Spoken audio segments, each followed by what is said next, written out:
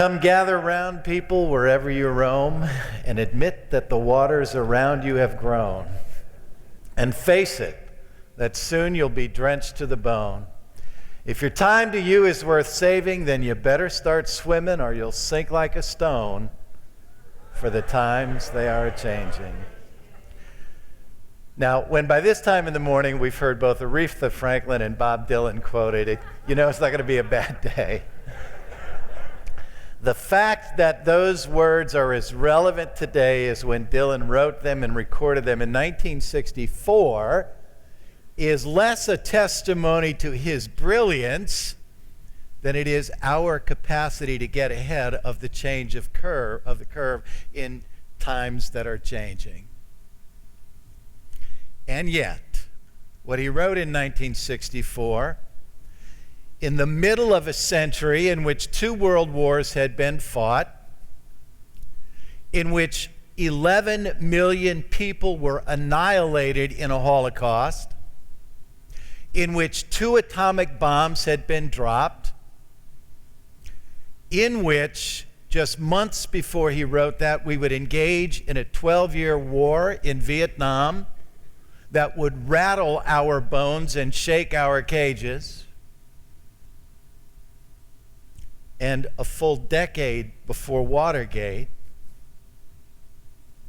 Bob Dylan was speaking the mind of an entire generation of people who from that point forward would live in a world that had not yet pre-existed, and that we are still doing everything we can to respond to. And the Holy Spirit is aching for the church to catch wind of what she's up to in order to preserve the relevance of a gospel whose missional imperative still matters, the faithful proclamation of which still carries the capacity to change hearts, lives, communities, nations, and the world. And our reluctance to partner with the Holy Spirit in this time of radical transformation, and our adherence to structures and ways of being in a world so rapidly changing that will no longer serve in the capacity that they did before, will continue to compromise in spite of the mission that we have that still matters, our ongoing relevance, health, and vitality. All of which is to say that what you are about in this time of discernment and prayerful deliberation and conversation is not just about the structure of your respective conferences and boards. The question was put, is this just about structure? And the answer is no. This is always about mission. And mission can never be funneled through the lens of what your current structure is willing to tolerate. The structure question is always important to the extent that it serves the mission for which you were birthed in the first place.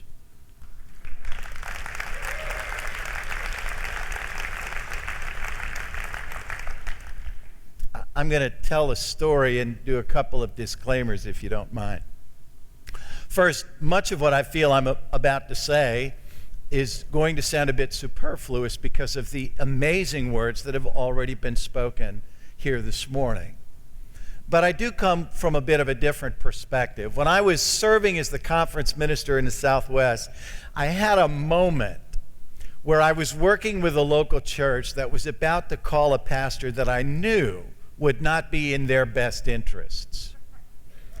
And given our polity, all I could do was be on the phone with the moderator and share with her all of the information that I had, and then say, don't take my word for it, call the moderator of the church this pastor just left. They made the call, informed me the next day that one church's junk is another church's treasure, At which point I hung up the phone, went down the hallway to my staff and said, within 9 months, I'm going to be down there settling this mess.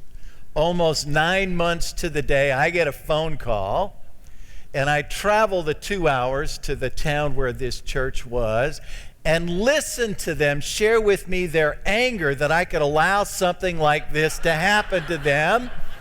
At which point I said, everything there was to be known about this pastor was shared with the leaders of your church. They were still angry, so I repeated a second time, everything there was to be known about this pastor was shared with the leadership of your church. Somebody finally stood up and said, how do we keep this from happening again? And I said, make me a bishop.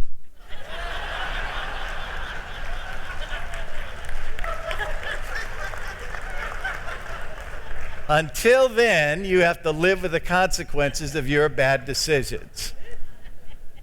All of that is to say, to clarify my role here, I am not the bishop walking in from the outside with the authority to tell you what to do. I spent 8 years in the Catholic seminary studying to be a priest. After 6 years, I was invited to finish my studies in Rome. If I wanted to be a bishop, I could have been. I ended up, after 8 years, leaving what I believed was my vocational calling to the priesthood, spent a couple of years painting houses as a contractor, falling in love with a Lutheran woman, and then discovering my vocation again as a Protestant, entering Eden Seminary as a Lutheran, and discovering a united Church of Christ, not just with a theology that would allow my own pathway to emerge fully and wholly, but a polity that I believed in.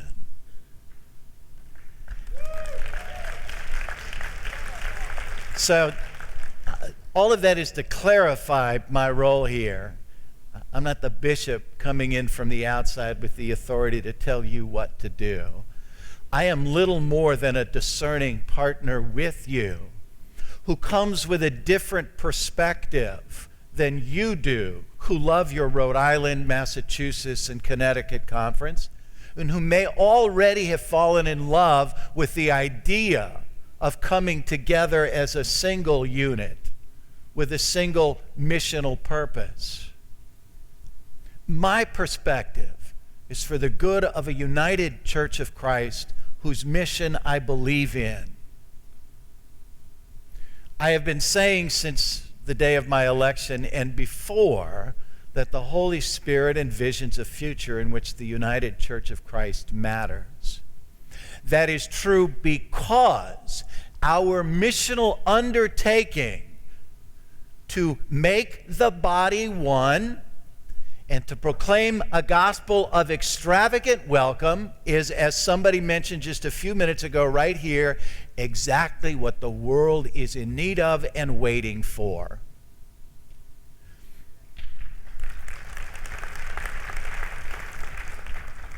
It's true because of that mission, but it's also true only if, for the sake of that mission, we're willing to stay in relationship and in partnership with the Holy Spirit, who birthed this endeavor in the first place and who remains the lifeblood of the church as we know it, and who is constantly calling us, asking that haunting question that Isaiah first brought to our attention, I am about to do a new thing.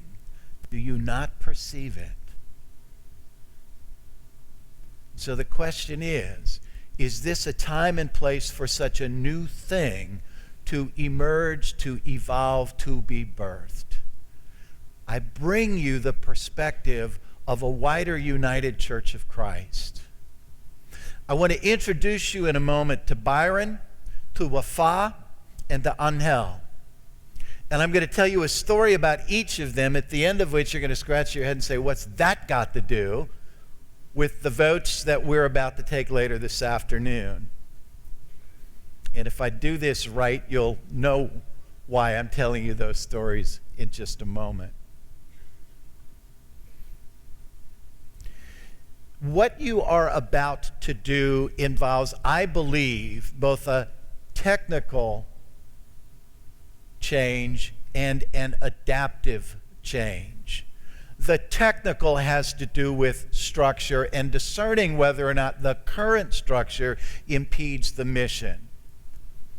This is of interest to the entire United Church of Christ because, as Jocelyn said just a few moments ago, we are continuing to perpetuate and to fund a middle judicatory office and offices that we created to support a denomination that in 1961 was 3 times its current size.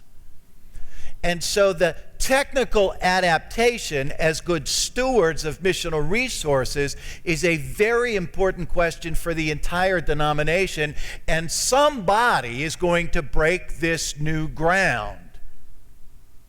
As Jim said, we always anticipated that those whose financial resources are currently impeding their future missional undertaking are out of desperation coming to the table. What we didn't anticipate is that some of our healthiest and most vital congregations would be the first to actually have this discussion and take this vote.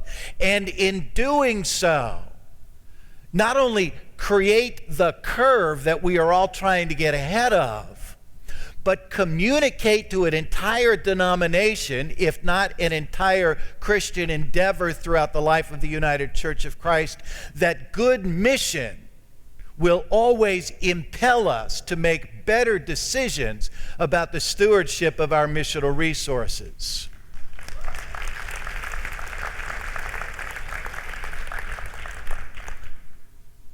And so while not your bishop here to tell you what you should do, I am certainly, as a representative of the entire United Church of Christ, telling you that we are all watching what goes on here and wondering if you're about to create a template with an instructive imperative about what it means to be good stewardship of resources. But you're also about to make an adaptive change. And here's where the stories that I'm about to tell are going to be on point.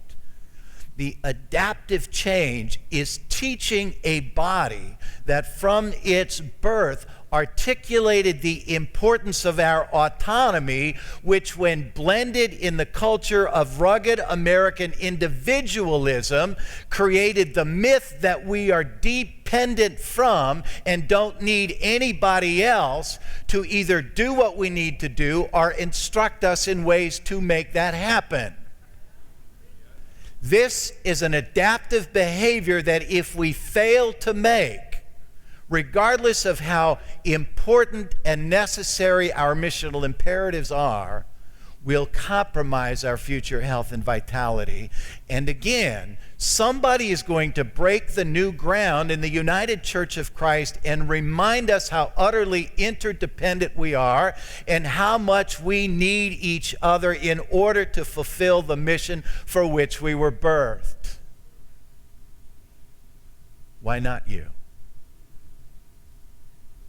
Byron, Wafa, Angel. Byron is a pastor in the Dakota Association, and with the meager mission dollars that our Neighbors in Need money offer to him and his colleagues in the Dakota Association, he was able to cobble enough money together to buy some horses, to build a corral, and to get a horse trailer. I spent 3 days with the pastors of the Dakota Association and other leaders across the South Dakota Conference, and in those 3 days, the pastors of the Dakota Association got 3 phone calls about youth on their reservation lands and members of their churches that had committed suicide. I spent 16 years as a local church pastor and only twice had to deal with families or members of my churches who had committed suicide. The suicide rate amongst young adults is highest in any demographic on those reservation lands than it is anywhere else. Byron was able to take our collective mission dollars and purchase those horses and train some of the youth of his church to ride. And one day, he packed up the horses in the trailer, took about a half a dozen of his youth, and drove towards the Standing Rock Reservation. When they got about 20 miles out, they set up camp for the night, and the next morning rode on horseback the 20 miles to the reservation. Along the way, he was telling them about the relationship with these beautiful sacred animals that their people used to have, and how valuable that was in the development of a culture that is quickly disappearing. They rode into the camp, and the minute they got there, one of the tribal elders saw them on horseback and asked if they would be willing to go to the front lines where our American government had assembled its armies and stand as a line and a wall of protection between that force and the water rights demonstrators and peacekeepers of the Dakota Sioux tribe. And they did. For a couple of days, they stood guard in front of their people. And then they rode back. The day after they got back to the reservation, Byron gets a call from one of the school teachers saying, where are the kids? I thought you were back. They're not in school. And Byron went, and there they were at the corral, their hands up against the fence, just petting and playing with the horses.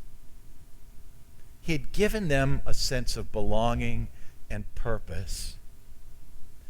And what they are teaching us is what it means to live in an interdependent world, where every body matters and has a purpose and belongs.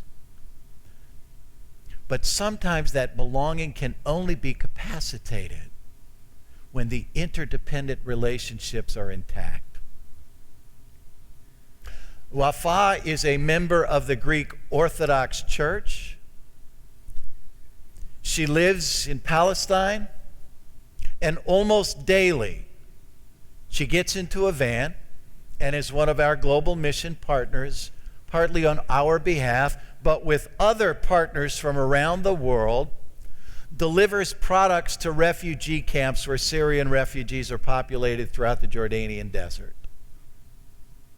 A year ago, February, Jim and Kent and I were part of a delegation that took a trip to a refugee camp with Wafa about a kilometer from the Syrian border. We were told we would be there but a short while. And 4 hours later, we were still there, delightfully playing with the children and the families. The only cup of coffee I've ever drank in my life was outside the tent of one of those Syrian refugee families. They get about $20 a week from the UN. It's like a 6-mile walk to the grocery store through the Jordanian desert. And there I am outside one of the tents, and one of the fathers comes out with a pot of this Turkish coffee that just sort of slowly sludges out of the pot and hands it to me. I detested every drop of that, but I drank every drop of it. On the way back, I was sitting in the car with Wafa, and I said, you said we would only be here for a short while, and yet 4 or 5 hours later, we're still there. She informed me at that point, and Jim and Kent may be hearing this for the first time, we did not tell the whole group this, that they had armed guards at the border watching, fearful that something would erupt because of our presence there. And this is what these families live with every day. Now, Wafa has learned something about the interdependent relationship with the United Church of Christ and how that affords her opportunities to be present with these refugees in ways that aren't possible otherwise.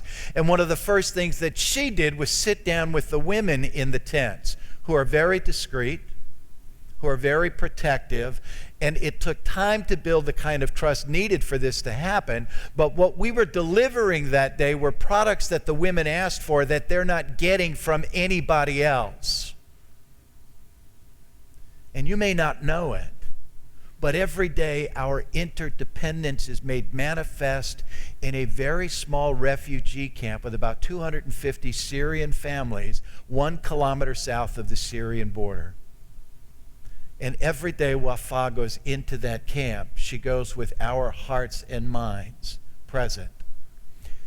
There was an extent to which I felt a bit voyeuristic on this journey. And the story I'm about to tell you made me feel the same way. We'll get to that in a second. But what was made clear to me in this first trip to the Middle East, now a second trip to the Middle East, and then a third trip to Colombia, is that what may feel like voyeurism to me is anything but to these peoples whose lives are on the lines, but for our ability to create interdependent relationships with them that matter.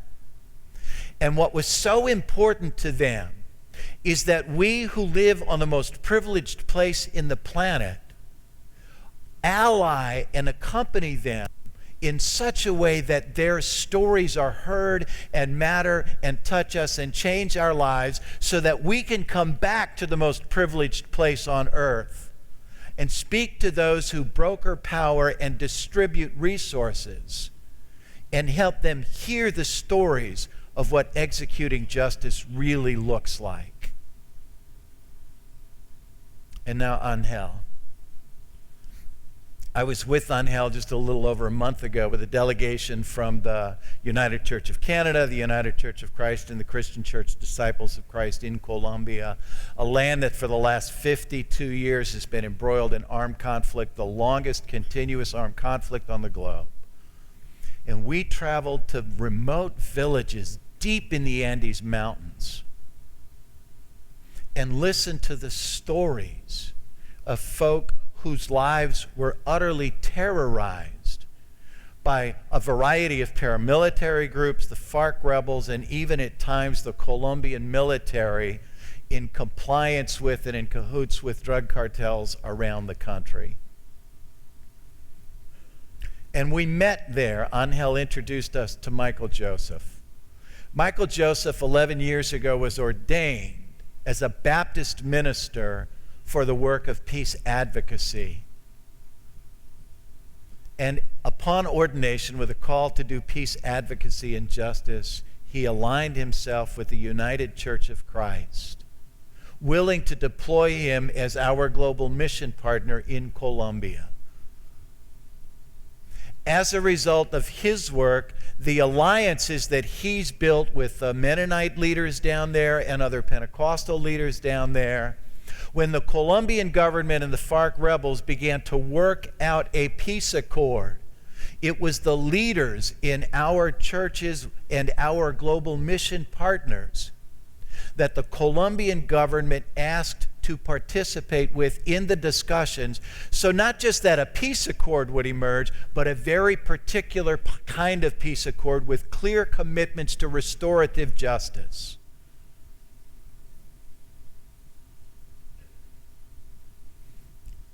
When I left Colombia, I felt less like a voyeur than an ally. As in village after village, I heard truth-telling from FARC rebels themselves about what they did to perpetrate violence on innocent women, children, the elderly, and farmers scattered throughout the land. I watched them beg for forgiveness from the very people whose lives they had violated. And I watched the victims of those crimes hear the stories and embrace them in tears and forgive them, knowing that without that forgiveness, they would not heal, and the country they love would never be whole again. When in the village of Grenada, where a bomb was detonated that wiped out 240 homes and almost the entire town street, all of the buildings.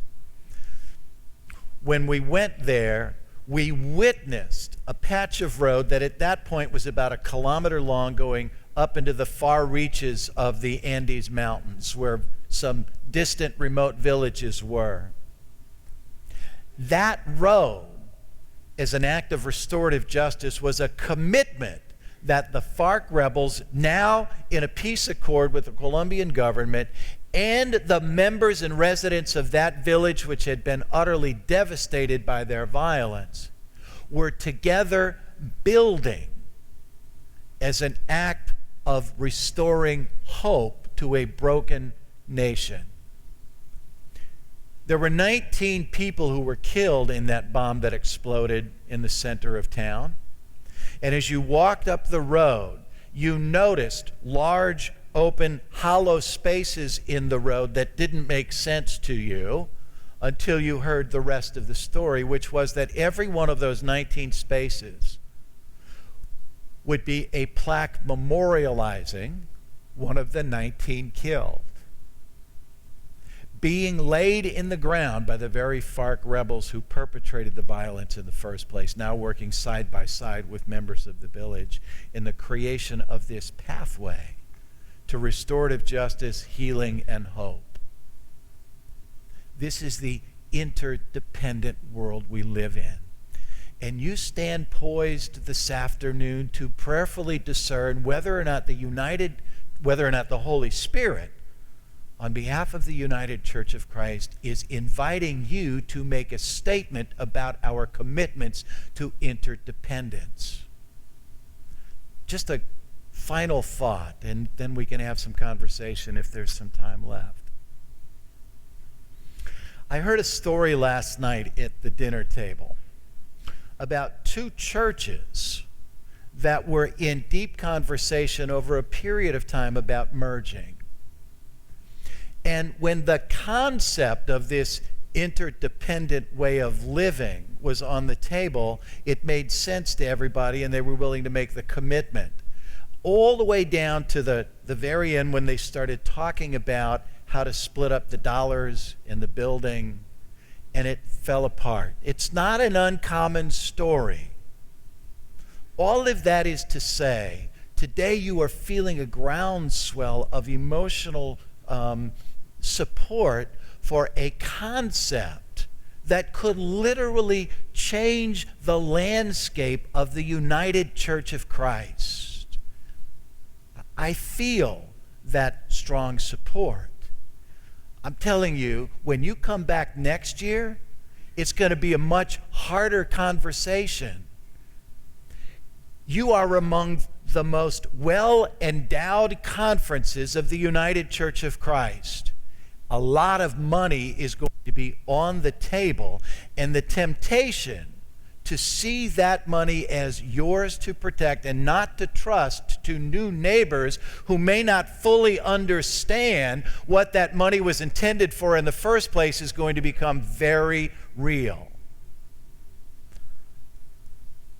If this is about anything other than the mission for which you were birthed, and a Holy Spirit calling out to and aching for the church to respond in real time to changes that will revitalize us. And trust me, in the coming months, it's going to feel like something other than that. Then you will have lost your focus. Don't let that happen.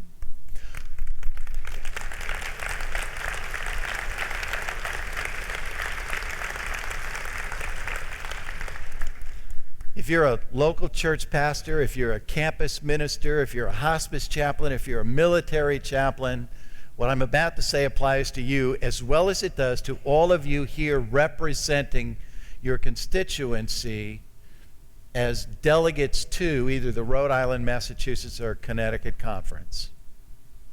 Filter every decision you make through the lens of your mission, and ask whether or not this mission whether or not this decision either impedes or enhances the mission. That's it. Ask yourself if your perspective on whether or not this impedes or enhances the mission is consistent with what you hear the Holy Spirit calling the church to do and be in your time. No matter how you vote, if that's the lens through which you filter your decisions, you will make the right decision and the Holy Spirit will bless it.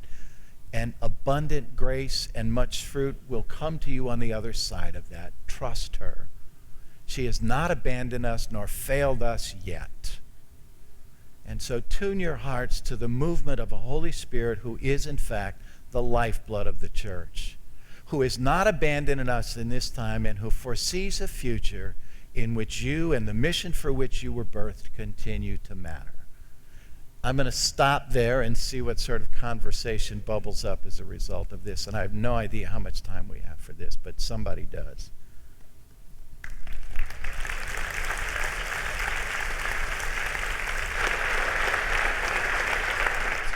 We have about 15 minutes for any thoughts, any responses, anybody feeling moved by anything that John said? If you're not, you weren't paying attention. And why don't you come on up here to one of the microphones up in the front. And just identify yourself. The Reverend Tommy Jacob Ziobro. I am the pastor of the First Congregational Church of Haddam and Higginham Congregational Church. I am the first pastor to have them share a pastor since 1844. And I'm new to the Connecticut Conference. What is happening with this tri-conference, and what is happening in the local church, where I'm not just having them as two separate churches, but as churches, we're not going to use the M word, sharing and being a parish. I feel like I'm swimming upstream, and the church does at time too. People kept asking how the conference could find, how can pastors find ways to connect with each other, both locally and nationally, that we're doing this and that we're not doing it without having some practice of hearing failures or successes in other places. Because I think this is going to be happening more and more. If we can find common ground and do it before. So the first thing I want to affirm is that the question that you're asking is one of the most important ones going forward. One of the adaptive changes I'm asking the employees of the national setting to make is that we bear responsibility for identifying partners for local churches and their clergy that matter to them in the accomplishment and undertaking of their mission. I want us to move out of the paradigm that the national setting is the collection of experts that you as a local church pastor turn to troubleshoot or resolve your immediate crises. We no longer have the capacity to do that, and I don't think we live in that kind of a world anymore. Your best options in terms of support for what you're doing are other pastors who are living through the same thing and whose adaptive behaviors could teach you something about a creative, explorative way to resolve the problems that you're dealing with, while at the same time, decisions that you and members of your local churches are making could be important ingredients in the mixture for somebody else. So it becomes a responsibility of the conference and the national setting to design the means by which those connections become easy for you to negotiate, both in terms of maybe connecting you with a digital platform that puts you into easy and immediate access, but also giving you the kind of information to know exactly who it is you're looking for and where they are. We are in the very early stages of working with tech companies to develop an app that could be employed throughout the life of the United Church of Christ that would immediately, by the entering of key search words, put you into direct contact with other churches and pastors who are living through something much like what you're doing. There are two things that I said during my tenure as a Southwest Conference minister that matter here, both in addresses to the annual meetings. The first was play. which is a way of saying there's no template built for what you're asking. So give yourself permission to play and explore, test with others ideas that are emerging either in their field or your field, but play. And secondly, prepare to fail, which is not my saying to you, your church is going to die. That's my saying to you, be willing in this time of exploration to try something that's not going to work, but fail quickly, move on, and play again.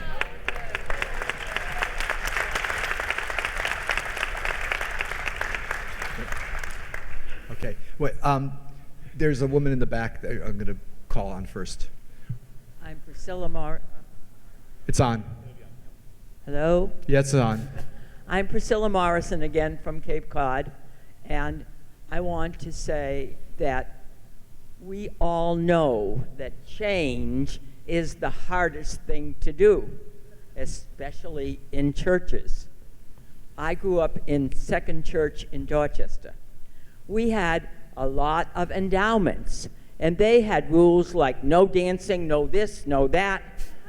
We couldn't, as teenagers, do almost anything in the church.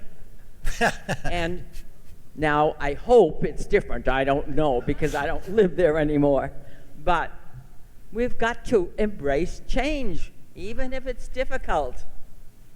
Thank you. I couldn't have said that any better myself.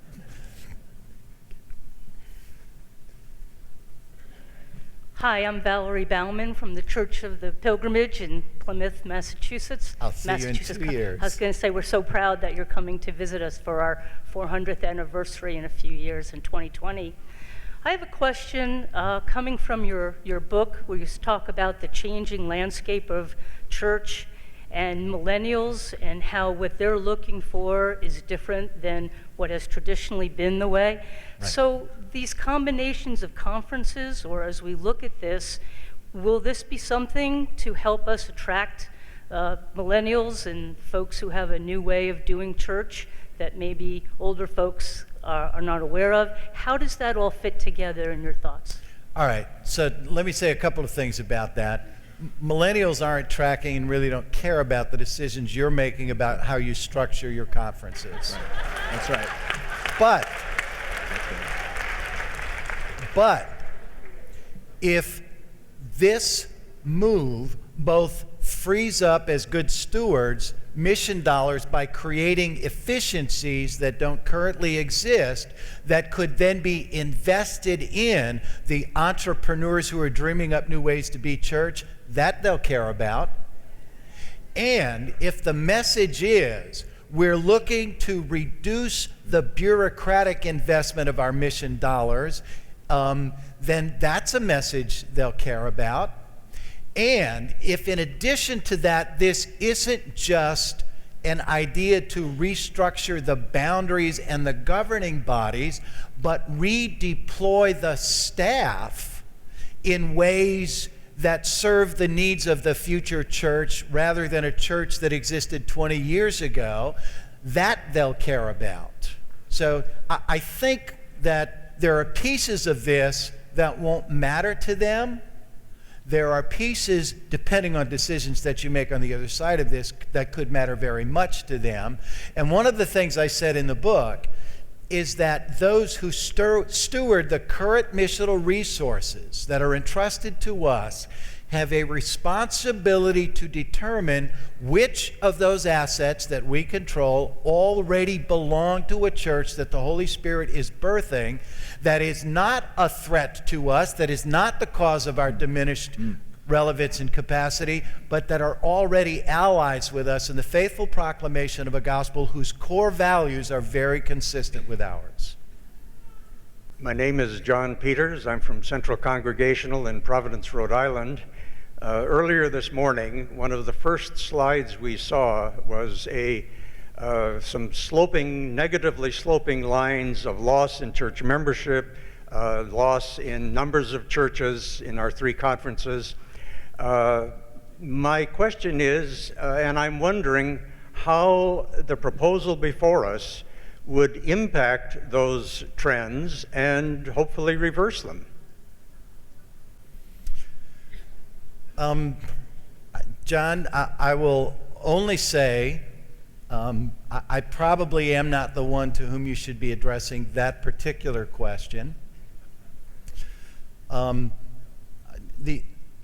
Whether or not this recapacitates your ability to reach out to millennials and postmodern worshipers is an open question, and the answer to that is not dependent on the governing decisions that you're about to make, but the decisions you'll make on the other side of this regarding the stewardship of any new assets that are created by this governing structure.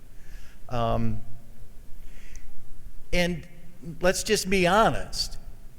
Even if we, as Church 2.0, become very attractive to those who live in a postmodern world, that's not necessarily going to translate into new membership numbers and new dollars. The method of being church that we've created sets membership and budget dollars as the metrics by which we measure our success and our vitality. Postmodern faith and Christianity are not going to use those as their metric. And that's a statement about postmodernity and the faith that will evolve on the other side of this. Let's make no mistake, its missional impact will be just as vital as the church that we built as a vessel for our missional undertaking. And then the final thing I'll say about that is when they write the story of the United Church of Christ, the story of its success won't be the story they tell about how big we got or how much money we generated. It will be about the impact that we had in the communities that we serve around being one of the most powerful, impactful movements for social justice this country or the world has ever known.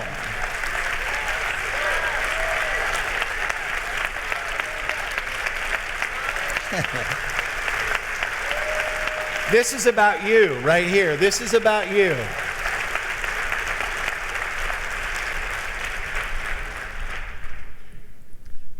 We probably have time for just the last two here.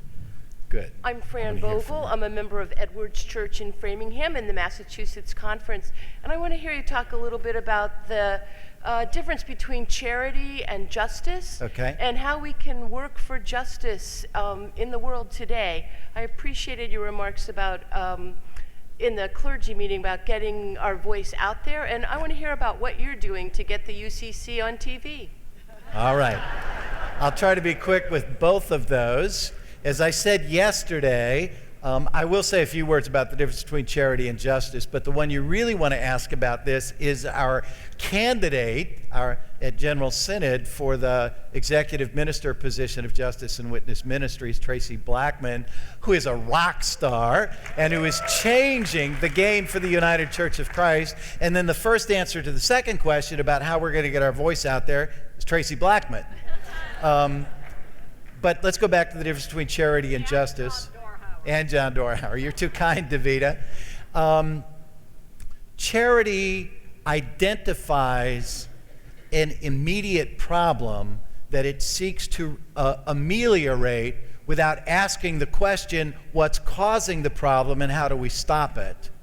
And is often only assuaging the impulse to feel less guilty about maybe being the cause or source of that problem, and realizing that dealing with the source of it might actually identify something that I have to work on or work with. And it is a much harder thing to talk about actual justice than charity. We'd need the rest of the day to open all of that up, but that's essentially what it is. Now, what we're doing to get our voice out there, one of the things that I said when I took office is, if when I retire we're still dragging out that oft-heard phrase, we're the best kept secret out there, then I will have failed in my job. I love what the United Church of Christ does, and I know the entire world would be proud of what we do if they knew what we were doing, and that they don't know what we're doing is not on them, it's on us. We have to grow much more sophisticated at curating and narrating the stories of the missional impact that we create. At the last synod, Paul Rauschenbusch delivered this powerful keynote address about telling the United Church of Christ, he was the religion editor at Huffington Post at the time, you can't sit on the sidelines for the digital revolution that is unfolding in front of you.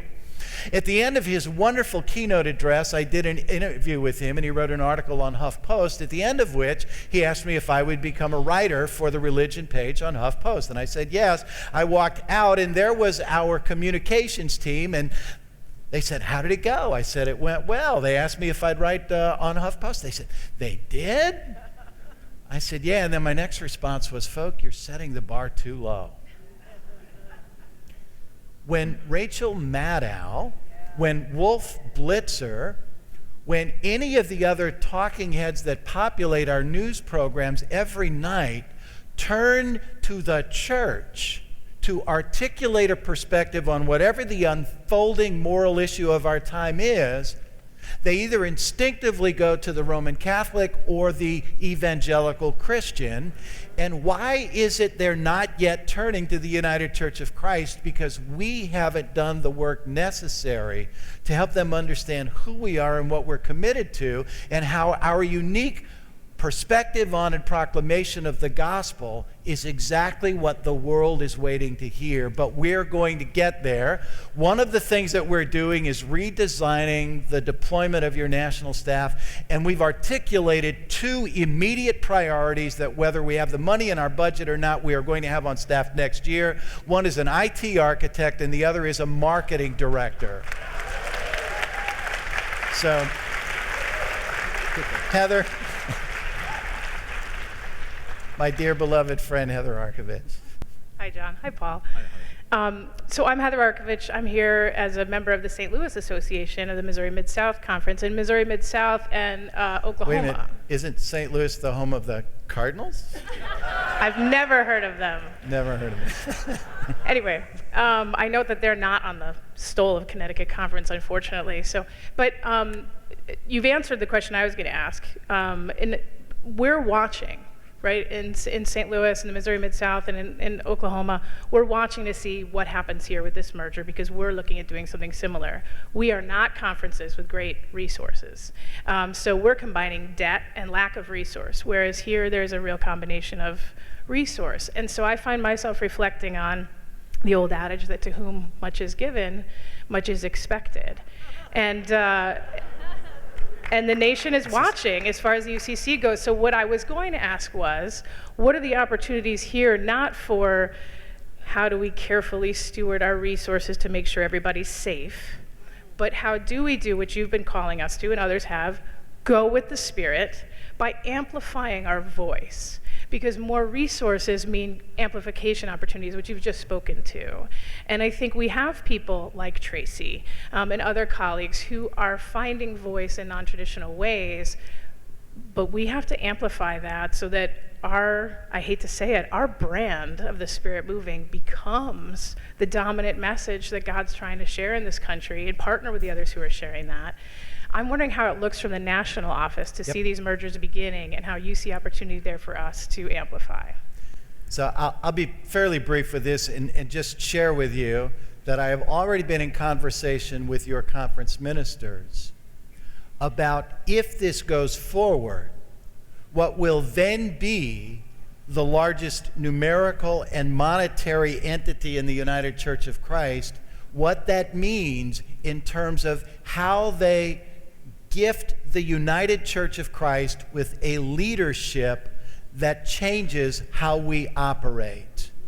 And that if you do this, you bear some collective responsibility for not just changing the course by your adaptive behavior, but understanding that you have missional resources that could help create new capacity for a united Church of Christ who, as Heather just said, must have its voice heard in every corridor of this country and around the world. So those conversations are already developing, and I feel like I bear some responsibility as a representative of that wider church to continue to be in conversation with your leaders about what kind of capacity they can build as an interdependent covenant partner, the likes of which the United Church of Christ has not seen before.